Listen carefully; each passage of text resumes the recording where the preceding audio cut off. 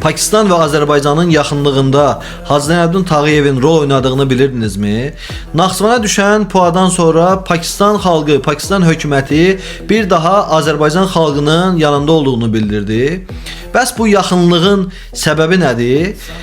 Tarix üzrə fəlsəfə doktoru Qənirə xanım Pirquliyeva bunun bir çox səbəbi olduğunu bildirir. Ən böyük səbəblərdən birisi Hacı Zeynalabdin Tağıyevin hələ Pakistan hökuməti qurulmadan öncə orada baş vermiş pandemiyaya Hacı Zeynalabdin Tağıyevin göstərdiyi yardımdan bəhs edir. Bu günləri bu yardıma biznes dilində sosial məsuliyyət deyirik. O yardımı hələ də Pakistan xalqı unutmayıb. Bəzən buna şəhər əfsanəsi deyənlər də var, amma 2020-2024-cü illərdə Pakistanın Azərbaycandakı səfiri olmuş Bilal Hayye da bu tarixi faktdan danışır.